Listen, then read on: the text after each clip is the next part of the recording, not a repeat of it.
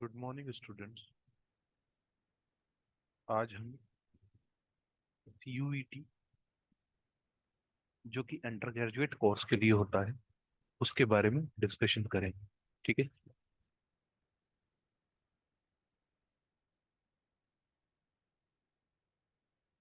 मतलब BSc में admission के लिए 12th के बाद आप BSc में एडमिशन जो लेंगे, ठीक है, उसके लिए जो एग्जाम होता है वो CUET होता है। ठीक है।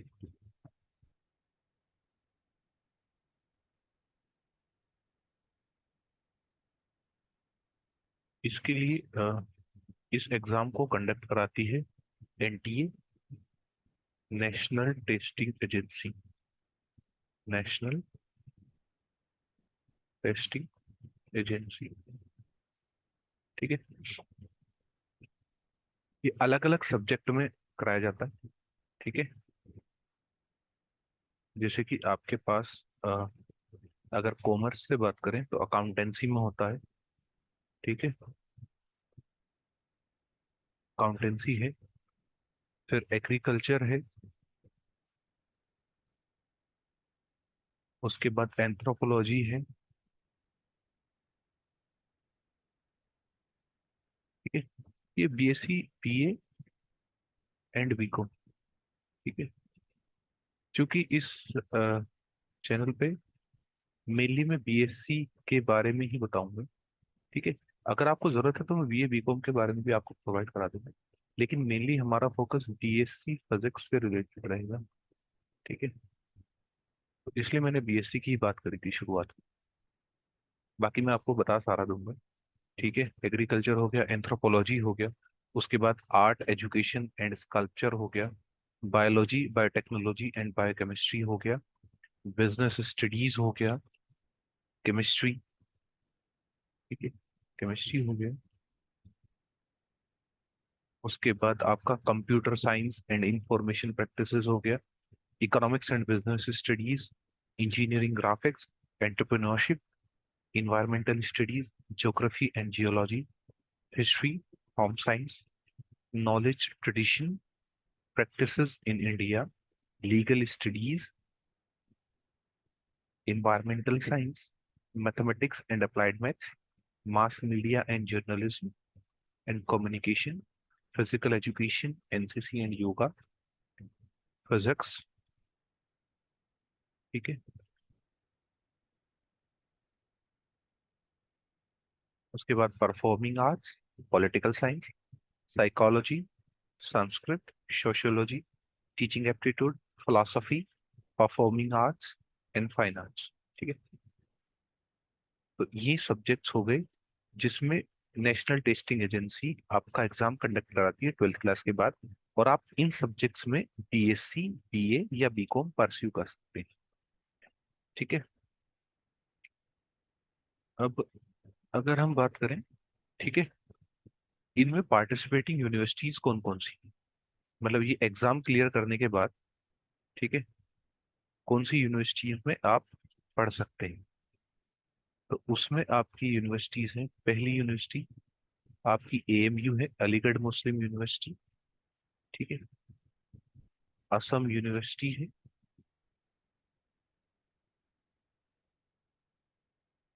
JNU, Jawaharlal university, Delhi. ठीक है। फोर्थ हो गया आपका university of Delhi.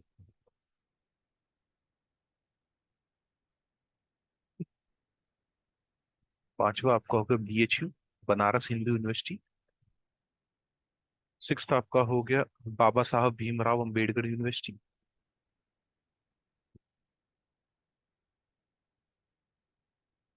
Bhimrao Ambedkar university. आपका एग्जाम होगा जैसे आप IIT JEE का एग्जाम देते हो, ठीक है, और उसके बाद फिर अलग अलग आपको IITs मिलते हैं, IIT Bombay, IIT Roorkee.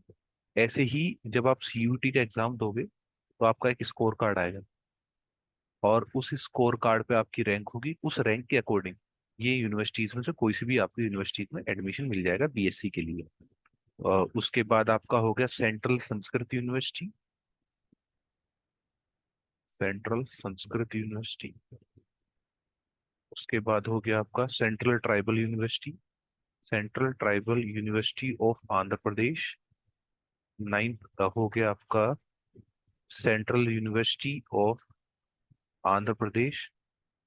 Tenth हो गया सेंट्रल यूनिवर्सिटी ऑफ गुजरात।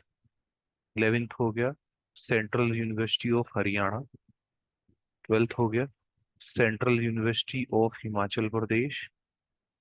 13 हो गया central university of Jharkhand. 14th हो गया central university of Karnataka. 15 central university of Kashmir. ठीक है। Central university of Kerala. Central university of Odisha. Central university of central university of Rajasthan. Central university of south Bihar. Central university of Tamil Nadu. 19, 20, 21 हो गया आपका doctor Hari Singh Gour university, the English and foreign languages university, Guru Ghasidas Vishwavidyalaya, Hemvati Nandan Bahuguna university, Indira Gandhi national tribal university, Jamia Millia Islamia. उसके बाद आपका हो गया Manipur university, Mahatma Gandhi अंतर्राष्ट्रीय हिंदी विश्वविद्यालय, Mahatma Gandhi central university, Maulana Azad national Urdu university, Mizoram university, Nagaland university, national Sanskrit university, north east hill university, Pondicherry university, Rajiv Gandhi university, Lal Bahadur Shastri national Sanskrit university, Sikkim university, Tezpur university, Tripura university, Allahabad university.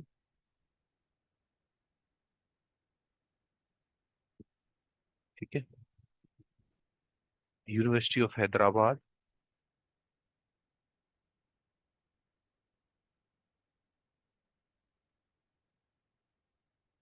और Vishwa Bharti university, waste Bengal.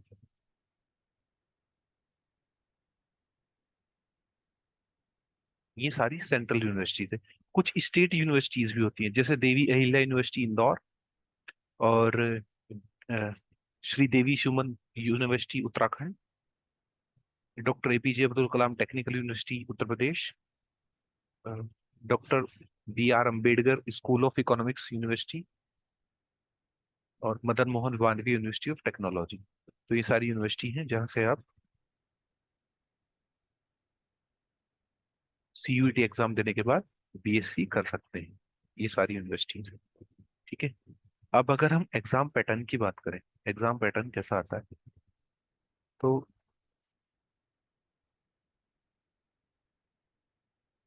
आपका जो एग्जाम होगा वो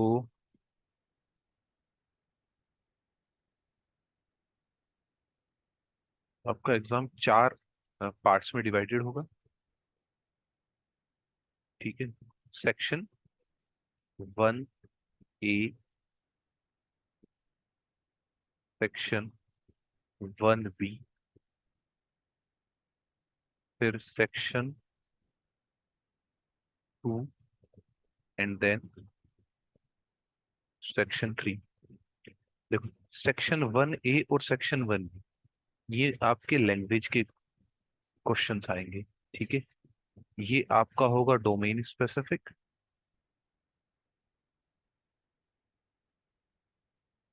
और ये वो आपका होगा जनरल टेस्ट। ठीक है। अब आपका अगर देखो क्वेश्चंस की बात करें तो सब में आपके, देखो अगर इसकी बात करूं, सेक्शन 1 की बात करूं, तो आपके 40 एमसीक्यूज आएंगे। ठीक है।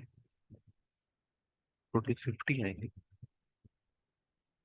50 एमसीक्यू आएंगे, जिनमें से आपको 40 अटेम्प्ट करने होंगे। ठीक है। आउट ऑफ 50 40 अटेम्प्ट करने होंगे। डोमेन स्पेसिफिक में भी 50 एमसीक्यूज आएंगे, और उनमें से 40 अटेम्प्ट करने होंगे। और अगर जनरल टेस्ट की बात करें तो यहाँ पे 60 अटेम्प्ट करने होंगे out of 60 MCQs out of 75। अगर टाइम की बात करें तो 45 मिनट्स, यहाँ पे भी 45 मिनट्स, और यहाँ पे जो आपको टाइम मिलेगा 60 मिनट्स। ठीक है। अगर सिलेबस की बात करें तो सेक्शन ए की बात करूँ, सेक्शन 1 की बात करूँ, तो इसमें जो आपका आएगा वो आप आएगी कॉम्प्रीहेंशन। लैंग्वेज है ना, तो लैंग्वेज में कॉम्प्रीहेंशन आएगी। जस्ट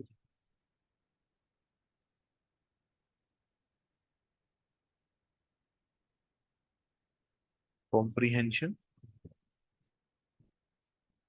ठीक है। और उसके बाद एंटोनिम सिनोनिम।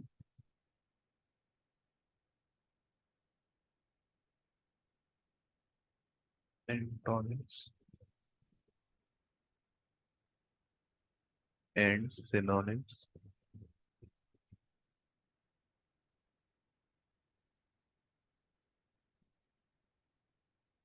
ठीक है। उसके बाद ग्रामर आएगा आपका। ठीक है। ग्रामर में जैसे फिल इन द ब्लैंक्स आते हैं उस टाइप से। ठीक है। रीअरेंज करना, अप्रोप्रिएट वर्ड फिलअप करना, वही सब ग्रामर का आएगा आपको। ठीक है। और वोकेबलरी चेक करेंगे आपकी। ठीक है? तो यही सब आपका सेक्शन 1 में आएगा। सेक्शन 2 में आपका जो डोमेन स्पेसिफिक है ना, जो भी सब्जेक्ट आप चूज कर रहे हो, जैसे हिस्ट्री चूज कर रहे हो, पॉलिटिकल साइंस चूज कर रहे हो, या केमिस्ट्री चूज कर रहे हो, मैथ्स चूज कर रहे हो, फिजिक्स लिया है, तो उससे रिलेटेड जो 12th क्लास का सिलेबस है, 11th and 12th class syllabus, ठीक है, उसमें से क्वेश्चन बनेंगे। और जो सेक्शन 3 है, सेक्शन 3 आपका आएगा general knowledge, general knowledge, current affairs,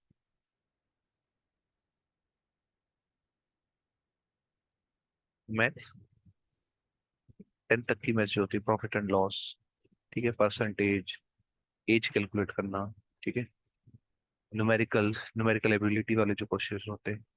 उसके बाद आपका एप्टीट्यूड, रीजनिंग,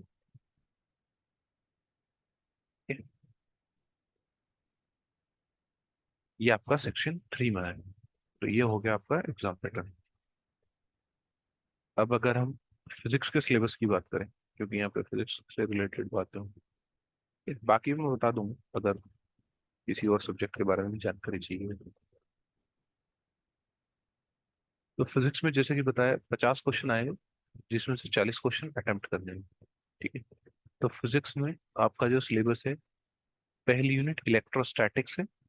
इलेक्ट्रोस्टैटिक्स में इलेक्ट्रिक चार्ज क्या होते हैं, their conservation, Coulomb law, force between two point charges, force between multiple charges, superposition principle, continuous charge distribution, electric field, electric field due to a point charge, electric field lines, electric dipole, electric field due to dipole, torque on a dipole in a uniform electric field। अगर याद हो तो ये आपका chapter 1 है NCERT का। ठीक है, एनसीईआरटी क्लास 12 पार्ट 1, उसका चैप्टर 1 है। ठीक है। उसके बाद इलेक्ट्रिक फ्लक्स है, स्टेटमेंट गॉस गॉस थ्योरम है, उसकी एप्लीकेशन है। ठीक है, 3 एप्लीकेशन होती है जो एनसीईआरटी में दी हुई है। उसके बाद इलेक्ट्रिक पोटेंशियल है, potential difference, electric potential due to a point charge, due to dipole, system of charges, equipotential surfaces, potential energy of a system, 2 point charges, electric dipole in electrostatic field। ठीक है, conductors, insulators, free charges. ठीक है। उसके बाद current, electricity, electric current, the flow of electric charges in a metallic conductor, drift velocity, mobility, ये सब NCERT में गिरा। ठीक है। Ohm's law, electrical resistance, VI characteristic, carbon resistor, coloured coding of a resistor, internal resistance of a cell, Kirchhoff law. ठीक है। Potentiometer, measurement of internal resistance of a cell. उसके बाद मैग्नेटिक फील्ड आ जाता है। ठीक है। Magnetic field, Oersted experiment, Biot Savart law, current due to a magnetic field due to a current carrying loop, Ampere law है। Ampere law की application है, साइक्लोट्रॉन है। Force on a current carrying conductor in uniform magnetic field है। Force between two parallel current carrying conductor है। ठीक है। उसके बाद मैग्नेटिक डायपोल है, मैग्नेटिक डायपोल मोमेंट है। ठीक है। Perpendicular axis, parallel axis. ठीक है। Torque on a magnetic dipole in the magnetic field. फिर para dia ferro magnetic substances, electromagnets, permanent magnet. ठीक है। Temporary magnet. फिर इलेक्ट्रोमैग्नेटिक इंडक्शन, ऑल्टरनेट करंट्स। ठीक है। इसमें फैराडे लॉ है आपका। फिर आरएमएस वैल्यू है ऑल्टरनेट करंट की, LCR circuit, LC circuit, RC circuit. ठीक है। Transformer, AC generator. फिर इलेक्ट्रोमैग्नेटिक वेव्स है। ये लास्ट चैप्टर है एनसीईआरटी का। NCERT part 1, class 12। ये लास्ट चैप्टर है। इलेक्ट्रोमैग्नेटिक वेव्स क्या होती हैं। ठीक है। इलेक्ट्रोमैग्नेटिक स्पेक्ट्रम क्या होता है, उनके यूजेस क्या हैं, रेडियो वेव कहाँ यूज होता है, माइक्रोवेव कहाँ यूज होता है, इंफ्रारेड वेव कहाँ यूज होता है, visible, ultraviolet, x ray, gamma ray. ठीक है। उसके बाद ऑप्टिक्स आ जाता है। ऑप्टिक्स में रिफ्लेक्शन है, रिफ्रैक्शन है, मिरर फॉर्मूला है, स्कैटरिंग ऑफ लाइट है, आई के बारे में पढ़ोगे, माइक्रोस्कोप है। ठीक है। टेलीस्कोप है। फिर वेव ऑप्टिक्स आ जाता है। ठीक है। ये पूरा रे ऑप्टिक्स है। Ray optics, when light is used as a ray. ठीक है। लाइट को एज अ लाइन यूज किया जाता है। ठीक है। वेव, जब लाइट को एज अ वेव ट्रीट करते हैं। ठीक है। तो वेव ऑप्टिक्स आ जाता है। वेव ऑप्टिक्स में हाइगन्स प्रिंसिपल है, reflection refraction using Huygens principle है, इंटरफेरेंस है, यंग्स डबल स्लिट एक्सपेरिमेंट है उसमें। ठीक है। Diffraction due to double slit, single slit, width of central maximum, resolving power of a microscope. ठीक है। पोलराइजेशन क्या होता है, प्लेन पोलराइज लाइट क्या है, पोलरॉइड्स क्या होते हैं, ब्रूस्टर्स लॉ क्या है। ठीक है। फिर उसके बाद आपका फोटो इलेक्ट्रिक इफेक्ट आ जाता है। ठीक है। हार्ट्स और लिनार्ड ऑब्जर्वेशन है, आइंस्टीन फोटो इलेक्ट्रिक इक्वेशन है। ठीक है। पार्टिकल नेचर ऑफ लाइट है, matter waves, wave nature of particle, de Broglie relation, Davisson Germer experiment, alpha particle scattering experiment, Rutherford. ठीक है। एटॉमिक न्यूक्लियाई का। फिर रेडियो एक्टिविटी है, अल्फा बीटा गामा टीके है, मास एनर्जी रिलेशन है, mass defect है। ठीक है। Binding energy per nucleon, nuclear fission, nuclear fusion है। उसके बाद आपके लॉजिक गेट्स हैं, एंड और नैंड नोड।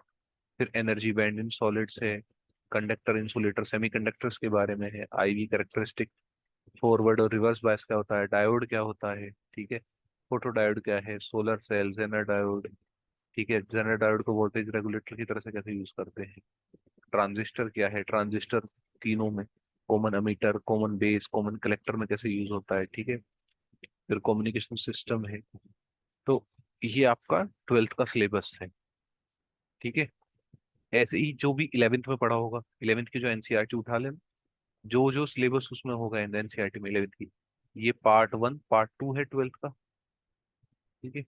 ऐसी 11th क्लास की एनसीईआरटी का पार्ट 1 पार्ट 2, जैसे मोशन इन अ प्लेन हो गया। ठीक है। Motion in 1 dimension, 1D plane, motion in 2D plane. उसके बाद फिर आपका आएगा प्रोजेक्टाइल मोशन। ठीक है। फिर आपका ग्रेविटेशनल फोर्स के बारे में आएगा। ठीक है। न्यूटन्स लॉज आएंगे। ठीक है। फिर इसमें फिर थर्मोडायनेमिक्स आता है आपका, thermodynamics and kinetic theory of gases. ठीक है। Kinetic theory of gases. आपका इलास्टिसिटी आता है। ठीक है, इलास्टिसिटी है, फ्लूइड मैकेनिक्स है, ठीक है, जहाँ बर्नौली थ्योरम्स वगैरह पढ़ेंगे, बायनेंसी प्रिंसिपल पढ़ेंगे, आर्किमिडीज प्रिंसिपल पढ़ेंगे, ठीक है। तो ये आपका 11th क्लास का सिलेबस है। तो 11th 12th दोनों का सिलेबस कराएंगे। 11th का सिलेबस तो अब जब आपकी नेक्स्ट क्लास होगी, नेक्स्ट वीडियो जाएगी, वो आपकी 11th क्लास के सिलेबस की पे आएगी। और हम शुरू करेंगे 1D मोशन से। या अगर 1D मोशन भी शुरू करेंगे तो हम सबसे पहले आपका डायमेंशनल एनालिसिस देखें, ठीक है। डायमेंशनल एनालिसिस देखें, जो पहला ही चैप्टर दिया हुआ है, शायद पहला या दूसरा चैप्टर है, एनसीईआरटी क्लास 11th का पार्ट 1। उसमें जिसमें MLT-2 ऐसे करके फोर्स की निकाल देते हैं ना, फोर्स की डायमेंशंस क्या होती हैं, यूनिट्स क्या होती हैं, इन सभी क्वेश्चन आ जाता है सीयूटी में, ठीक है। डायमेंशन बताओ, एप्सिलॉन नोट की डायमेंशन बताओ, ठीक है, म्यू नोट की डायमेंशन बताओ क्या होती है, कैपेसिटेंस की डायमेंशन बताओ क्या होता है, ठीक है। तो इस टाइप से क्वेश्चन आ जाते हैं। तो पहले डायमेंशन, पहली जो वीडियो आएगी वो डायमेंशनल एनालिसिस पे आएगी, ठीक है। चलिए, थैंक यू।